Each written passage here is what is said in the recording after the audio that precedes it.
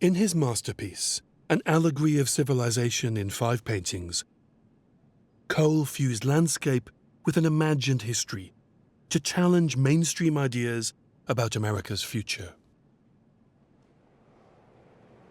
These 5 paintings tell an epic story, the story of the rise and the fall of a great civilization. And they're influenced by an historical theory that saw the past as an endless cycle of rises and falls, and that was popular in the 19th century.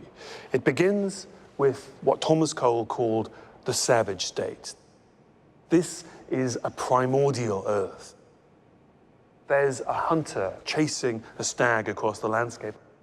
In the background is his village, which is a cluster of animal skin tents, which look almost exactly like the teepees of the Plains Indians. And this supposedly savage state was the level of civilization that many Americans thought that the Native Americans had reached before the arrival of Europeans. But it's the next stage, the Arcadian, the pastoral state, that in many ways is Thomas Cole's ideal. In this painting, mankind has discovered agriculture.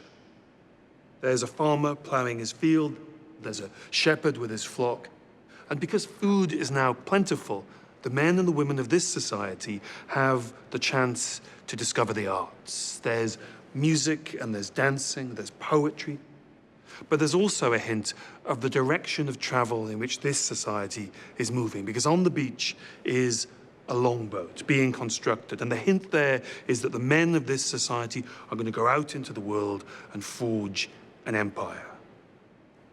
And centuries later, in the centerpiece, literally the centerpiece of this series of paintings, is the consummation of empire. This is mankind's greatest achievements. There's classical architecture, there's great civic statues. This is a society with fleets of ships engaged in trade and in war.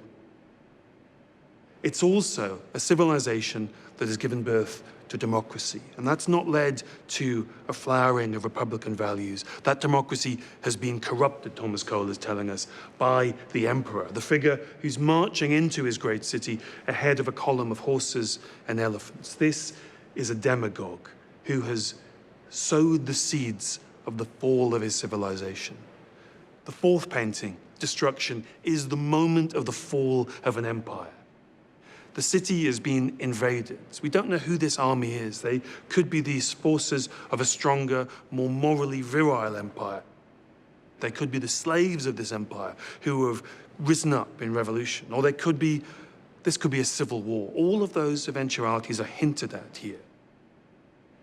But what is clear is that this society has brought its fall down upon its own head because of its own moral corruption. What is missing from this city is nature. All the trees have been expunged. And in the final painting, centuries have passed. This is Desolation. From thousands of people, we have a scene completely empty of human beings.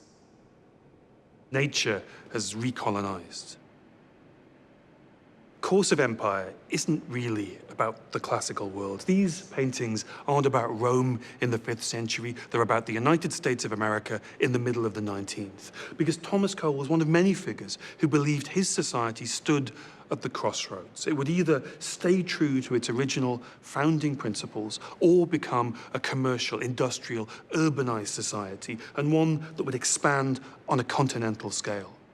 And perhaps not surprisingly, Thomas Cole, the painter of landscapes, the painter of nature, also profoundly believed that any society that lost touch with nature also lost its moral compass.